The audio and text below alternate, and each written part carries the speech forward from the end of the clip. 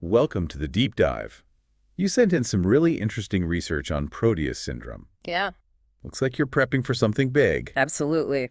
So we're diving deep into the latest info from the National Organization for Rare Disorders. Right. We're focusing on what's most relevant for endocrinologists, It makes sense.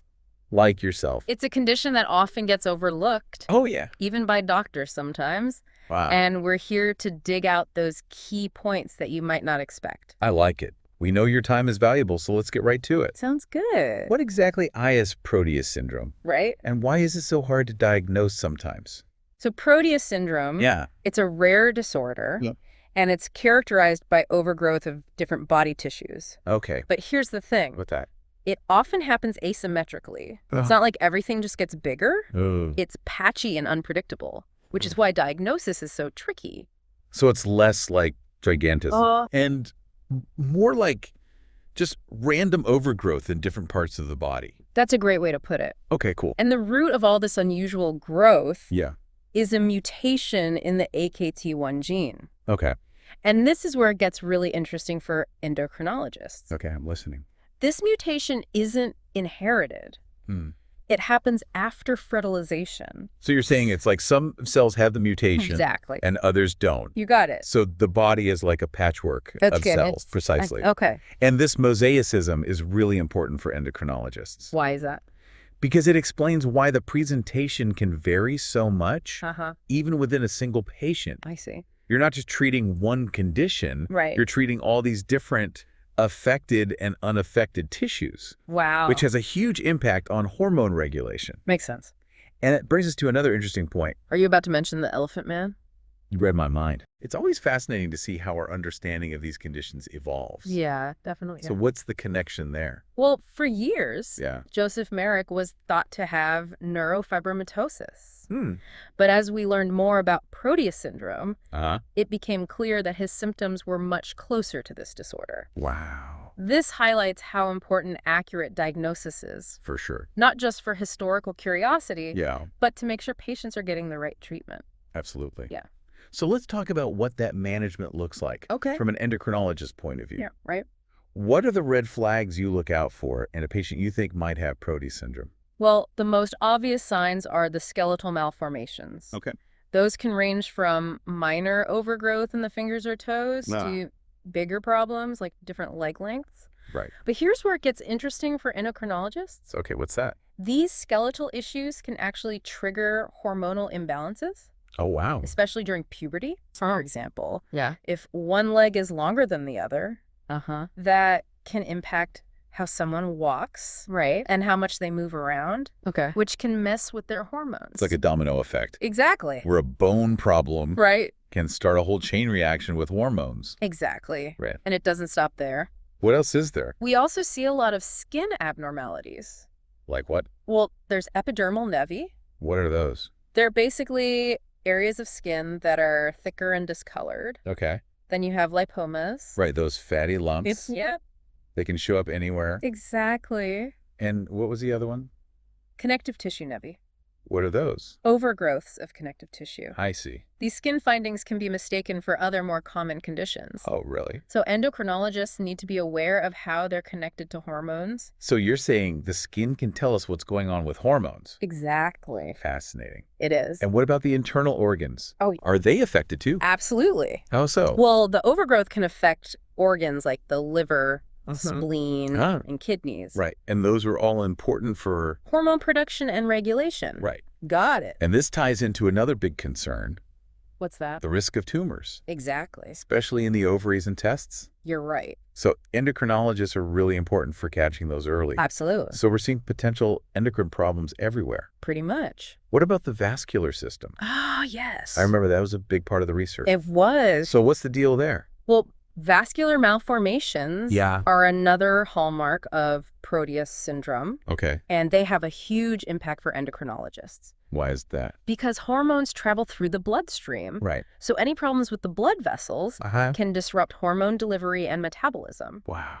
This can lead to all sorts of complications. Like what? An increased risk of blood clots in the legs. And even the lungs. That's serious. It is. So you're saying we need to see these vascular problems, Yes. not just as isolated issues, Right. but as potential problems for the whole endocrine system. Exactly. It's all connected. Wow. Yeah. Which brings us to treatment and management. Right. So knowing all of this, what's the best way to manage Proteus syndrome? Well, Especially for endocrinologists. sure. Is it mostly a surgical thing? Surgery definitely has a role, I bet. especially for fixing bone overgrowth or problems with how the body works. Okay. But it's not the whole story. Oh, Managing Proteus syndrome takes a whole team, I see. and endocrinologists are key players. Makes sense. Yeah. Okay, so if surgery isn't the whole answer, Right. where do endocrinologists fit in? Well, our role is to manage the hormone imbalances that often come with this condition. Right, because of that mosaic pattern we talked about. Exactly. Remember, that means we're not dealing with a uniform hormone problem. It's like a mix of affected and unaffected tissues, each with its own hormone profile. Wow. So complicated. It is. It sounds like you really have to tailor the treatment to each patient. You got it. There's no one-size-fits-all approach here. That's incredible. It is pretty amazing. Are there any medications that specifically treat Proteus syndrome? Not yet. Really? There's no FDA-approved drug just for Proteus syndrome. Okay. But there are some promising developments in the research. Oh, really? Like what? Well, scientists are looking into AKT inhibitors. AKT inhibitors. Yeah, and there are even clinical trials going on to see how well they work. That's going back to that AKT1 gene mutation we talked about. You got it. So these inhibitors, Yeah. they're designed to target that messed up pathway Exactly. and basically stop the overgrowth. Well, the idea is to control it. Okay, so control the overgrowth before it even starts. It's definitely a promising approach. Sounds amazing. What's the endocrinologist's role in all this? Well, endocrinologists have a crucial role in these trials. Okay, how so? We can help figure out how AKT inhibition affects hormones in patients with Proteus syndrome. I see. It really is a team effort. It sounds like it. It takes expertise from all sorts of specialties. That makes sense. Yeah, it really highlights how interconnected everything is. For sure. But while we're waiting for these breakthroughs, Right. it's important to be aware of other conditions that might look like Proteus syndrome. You're absolutely right. I mean, so many rare diseases have overlapping symptoms. It's true. It could be hard to tell them apart. Absolute differential diagnosis is key. So what are some of the things we need to keep in mind? Okay, well, one group to consider is the PIK3CA-related overgrowth spectrum. Say that again? PIK3CA-related overgrowth spectrum, or PROS disorders for short. PROS disorders, okay. Yeah, these conditions also involve overgrowth, but they're caused by mutations in a different gene. Different gene, same overgrowth problem. Exactly. Interesting. So within the PROS group, you have Klippel-Trenaunay syndrome. That's a mouthful. It is. What's that one like? It often presents with those port wine stains. Right. I've seen those. And venous malformations. Okay. And overgrowth that usually affects just one limb. Just one limb. Usually. There's hemihyperplasia, multiple lipomatosis. Wow, these names. I know, right? What's that one about? This one is characterized by overgrowth on one side of the body. Half the body. Yeah, basically. And it also involves multiple lipomas. Oh, so those fatty lumps we talked about. Yep, those are the ones. Okay, is there another one? There's also Seelows syndrome. Kluge syndrome, got it. This one's a bit more complex. How so? It involves problems with the lymphatic system, Okay. the veins and capillaries, and it often comes with spinal abnormalities. Wow. So many different systems affected. I know, it's amazing how a small difference in a gene can lead to such different conditions. It really makes you appreciate how complex genetics is. It really does. So are there any more we need to watch out for? A couple more. Okay, hit me. We've got encephalocraniocutaneous lipomatosis. Okay, I'm not even going to try to repeat that one. No worries, it's ECCL for short. ECCL. Okay, much easier. This one mainly affects the head and neck. Okay. And it features things like scalp lipomas and neurological symptoms. Okay. And then there's Maffucci syndrome. Okay, and what makes this one different? This one stands out because of its enchondromas. Enchondromas. Yeah, they're benign cartilage tumors. Okay. And they usually come along with venous malformations. Wow. So many things to keep in mind. Right. It's like a detective game trying to figure it all out. Yeah. So how do you know for sure if it's Proteus syndrome? Well, it all comes down to carefully evaluating the symptoms, Right. the pattern of the overgrowth, Right. and most importantly, genetic testing. Speaking of genetic testing, Yes, that's super important for Proteus syndrome, right? it is. Especially since it's not inherited in the usual way. Exactly. And that's where things can get a little tricky. Oh. Because the AKT1 mutation happens after fertilization. Right. It's not present in every cell. I see. So a standard blood test, Yeah. which looks at DNA from blood cells, might not even pick up the mutation. Well, you have to test the affected tissue directly. You got it. I see. Genetic testing for Proteus syndrome usually involves a biopsy Oh, wow. of the overgrown tissue and then analyzing it for that specific AKT1 mutation. So not just any lab can do this. Exactly. You need specialized labs and experts to interpret the results. Sounds pretty complicated. It can be. So alongside the testing, what else is important? Genetic counseling is crucial. Okay, why is that? It helps patients and families understand what the mutation means, Okay. what the potential complications are, Right. and what their management options are. Got it.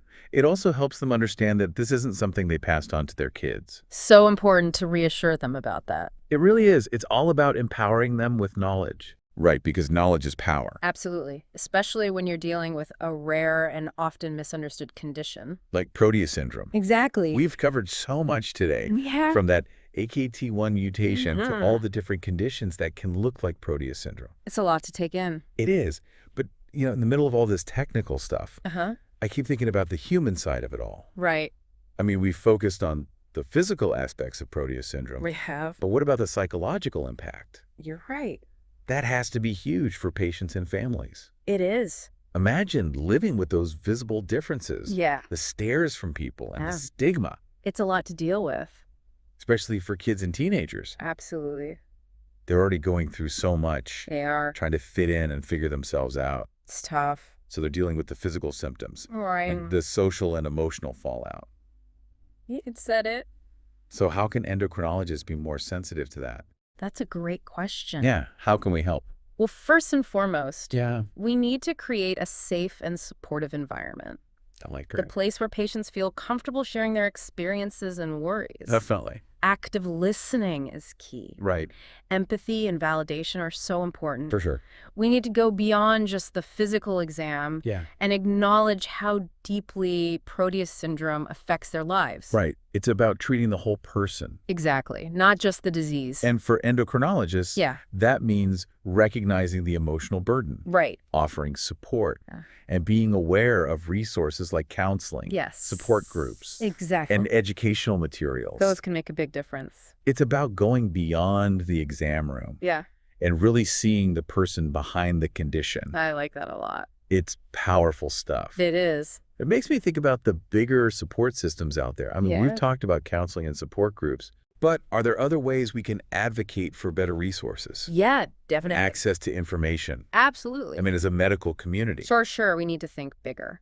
What do you mean? Well, we need to find ways to connect patients and families Okay. with others who understand what they're going through. Yeah, finding others who get it. Exactly. And we need to push for more research funding, Right. more clinical trials, Yeah. and just greater awareness of Proteus syndrome among healthcare professionals. It's about building a whole network of support, exactly. one that goes beyond just the doctor's office. You got it. And what can endocrinologists specifically do? Well, we can collaborate with other specialists, Like who? geneticists, dermatologists, orthopedic surgeons, Okay. and even mental health professionals. Right, to make sure patients are getting care for all aspects of the condition. Exactly. It's all about teamwork. Working together to improve the lives of people with Proteus syndrome. Couldn't have said it better myself. This deep dive has been so eye-opening. I'm glad to hear that. Proteus syndrome is so much more than just overgrowth.